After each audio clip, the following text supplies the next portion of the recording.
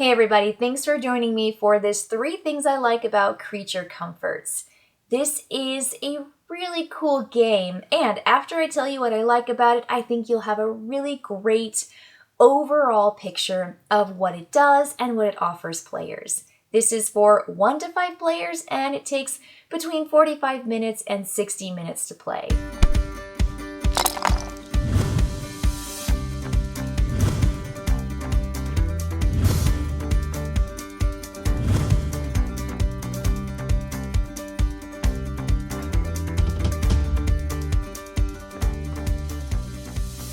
In addition to being super cute and really thematic, Creature Comforts is a worker and dice allocation game.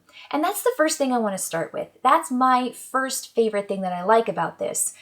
There is an interesting structure to it that's not just your basic worker dice placement. So here's how it begins. Players have these 2 dice that are colored to their particular player. And they will take those 2 dice, they will roll them and place them on their individual player mat, telling them a little bit of information that helps them make some choices. So these are just regular 6-siders. You're going to roll those dice, place them to your player mat. Then you're going to take your 4 workers that are your particular animal family, and you're going to place them out on the main board. And you're going to place them in places that you think you can activate once Step 3, the general or neutral dice are rolled that everybody's going to get a chance to allocate on their turn. So you've got 2 dice that are yours and yours only, and you know what those numbers are.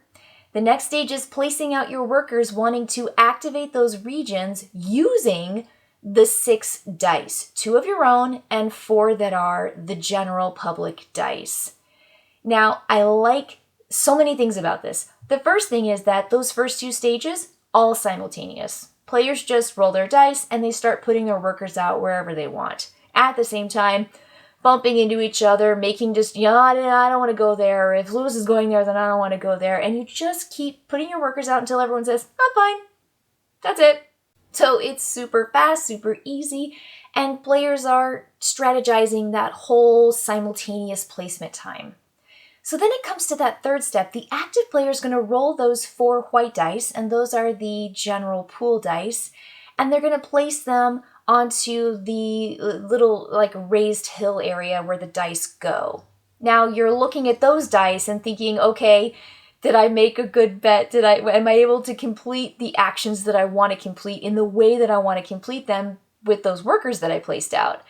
And it's a really fun puzzle to kind of strategize or sidestep or, change your plan up after you see what those neutral dice are. So players in turn order now will use those 6 dice, 2 of their own, 4 of the neutral, to place out to the areas that they want to activate. And a lot of these areas need very special dice. They need dice that add up to something. They need dice that don't exceed a certain number. You might even need 1 or 2 or 3 specifically that number of dice to do something.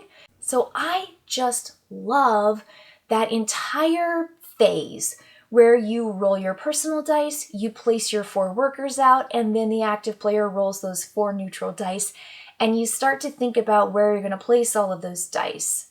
That's just cool. It's easy, it's fun, and it adds a little bit of unpredictability to a game that could simply be just planning, and it could be just a chess-like kind of game where there's no luck, there's no chance, and I think that this adds just that flair where you can control a lot but not too much. It's great. I really like the way that the dice rolling and the worker placement with that dice allocation works in this game. The second thing I like about Creature Comforts is just the variety. There are so many places to go, and those places will continually change up things. So, for instance, at the very top of the board, you've got the valley, and the valley tracks the actual rounds in the game. For a full game, it's 8 months or 8 rounds, and there are 2 of these kind of giant tarot-sized cards that give you a total of 4 locations to go to. And every time you play, you shuffle up those summer, spring, and fall cards so that you don't know where they are, but those are going to be the cards that show up in both of those particular decks, and you start spring, summer, fall. So you go and you're essentially gathering all of these resources, these creature comforts, to make sure that you are ready to go into hibernation and you're ready to you're preparing for the winter. So I really love that. Again, thematically, it just meshes together so well. But when you're up there in the valley, you've got 4 choices, and each of those choices has a variety of things that you could receive as resources, and that you also have to put to gain the resources. So workers and dice. Very fascinating. The river is constantly moving in this dial that has 6 different sides to it. And depending on where that dial is and where you place your worker, you're going to have to relinquish a die of a particular value to get stones and or coins. I like that continually shifts, which adds the variety of what you're actually paying and what you're getting in return. So it values 6s and 1s and 3s and 4s pretty much equally, which is fantastic. And if you keep moving down that side of the map to the bottom, you're going to get to those really cool cards where you're gaining those resources so you can pay back those cards for really wonderful comfort items. And those items pair well together. They might say if you have this, then that. If your opponent has that, gain these victory points. And they're going to essentially offer you victory points, but they also are super easy to get. There are 2 places to go. So talk about the variety. You could just dump any die, doesn't matter what number it is, and you're going to get one of the face-up cards. That's it. It's so great because you may not have a die that you really, need or care about, or you just, I don't know, it just doesn't matter. I love that the pip doesn't matter, the die matters.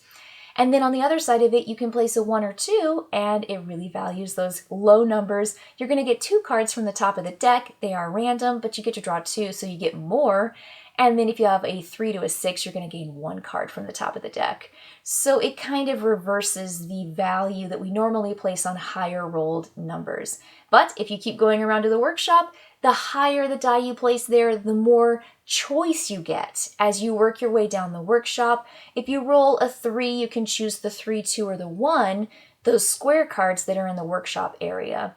And so there's just so much choice and variety. And I think I'm just going to have to end on the Traveler, which is in the very center of the board. Every single time you play, every month, you get a new Traveler, and that Traveler is going to offer you a variety of benefits. So if you go there, no matter what your die, you're going to be able to do something. You might transmute, you might gather, you might turn this in for this thing, but even more than just the basic actions that those Travelers give, I like something else more about the Traveler, and that takes me into the third thing I like about Creature Comforts. I like that this game leaves me feeling positive. This game is nice, and I don't want people to think that nice just means easy, or it means silly, or it means juvenile. It doesn't. There is just something so pleasant and joyful about this game. It is a bright, fun, beautiful game. But with the Traveler cards, there is an action that happens at the bottom of the card, and it happens at the beginning, an immediate action at the beginning of the round. It might happen throughout the game, so it's active while every player is taking their turn, or it could happen at the end of the round. And every single one of those things is positive. It's nice. You give something to your opponent and they give something to you from the supply. You get bonus lessons learned, which allows you to modify your dice in case you don't get the dice rolled that you really need to go somewhere. They're just nice. It's just nice. There's something about that positivity that leaves you after the game is over smiling and just saying, oh, what a cozy winter I'm ready for. You know, your little animal family is just prepared and ready to go. You've just got all those wonderful creature comforts. And it's just nice. It's nice, and the Traveler deck does that incredibly well. Now, those lesson learned, those are the little Band-Aid tokens. So let's say you place one of your 4 animal workers on a location and you were not able to complete it because of the dice restrictions. You just couldn't swing it. The dice didn't go your way. You learned a lesson. Well, guess what? When you learn a lesson, you get something nice. And then later you get to change that die with your lesson learned, because not everything is just this big punishing, mean, spirited thing. It's nice and lovely, and you get a bonus. And yeah, it would have been nice to get that worker and the thing that the worker went for, but you got a lesson learned. And it's a positive spin on you missed your action. You didn't get to do one of your 4 workers, which most people would just get so upset about. Well, you get a lesson learned and you move on. And the lesson learned is great. So it's just nice and positive and joyful. And I feel like when I finish playing this game, not only is it a beautiful tactile experience with wonderful bits and pieces and artwork, it's just a positive game. And I think the core mechanic with the dice allocation and the worker placement, it's just so good. It's so smart and clean. I just really do have a great time playing this. And it's one of those games that is so charming that if I were to share it with people who are getting into the hobby, I think they would just lose their mind. I think they would love it so, so much. Thanks for joining me for those 3 things I like about Creature Comforts. While I do like the theme and the components and the basic mechanics of the game, I will say it probably is going to take you longer than the time stated on the box. So it says 45 minutes, definitely plan for an hour, maybe a little bit more that first time through, or if you have players who take a long time taking their turn, that's going to slow you down just a little bit, but I think that early simultaneous play is going to really make things go pretty fast. And towards the end of the game, players know exactly what they want to do. So I think the game accelerates towards the end, but just be ready for a little bit of a longer game. Well, that's it for me this time. Thanks for joining me. I'll catch you later.